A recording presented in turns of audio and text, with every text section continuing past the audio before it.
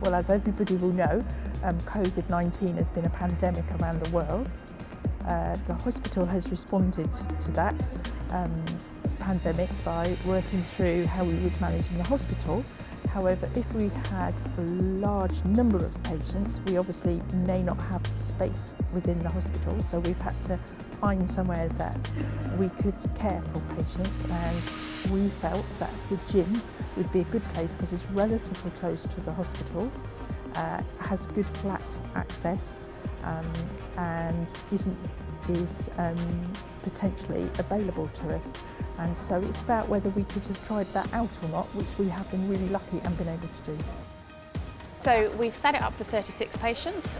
We could easily fit 50 patients within this facility. So the beds are 1.5 metres apart.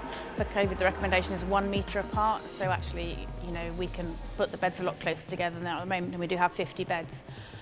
So the idea of this is effectively for low dependency patients, so for patients who just need supplemental oxygen. So they may be patients who have been in KMH and had mechanical ventilation, for example, and are recovering but not well enough to go home.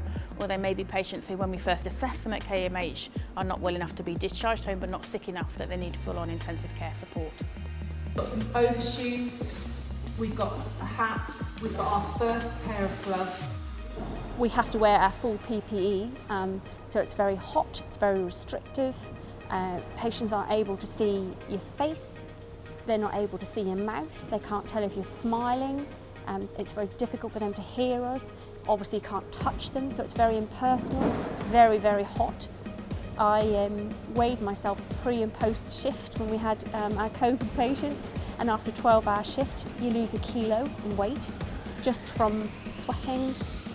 I think that it's really important to be prepared. I think that we can see from some countries that think that they have successfully overcome COVID, like China that's facing a bit of a second wave, New Zealand that's had its first cases after quite a period of time, that actually whilst we've been really successful in controlling the outbreak that we have had, that actually it's good to know that we can do this and to practice doing it so that we can do it if we need to.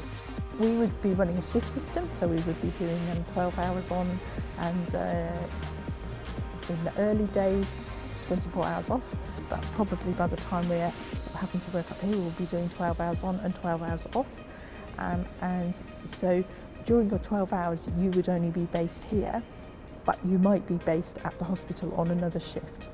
We've got facilities in place whereby we can get staff quickly from the UK if we need them. So we've got all of that in place that we can call people at short notice to come to the Falkland Islands if they were needed, and we would have sufficient time to do that.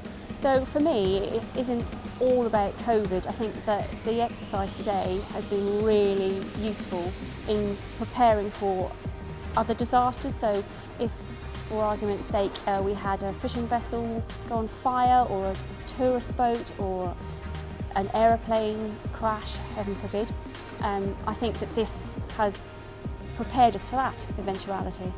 I think it's been a great collaboration between the government and PWD, engineers, clinicians and the military. So 16 MedReg, but also the guys up at MPC helping us with the sort of air issue and things. So I think it's been a great exercise in collaboration. It's part of my role, it's my community, it's my responsibility to look after the people in the community. It's my team, I want to support them, I very much want to be part of it. Yeah.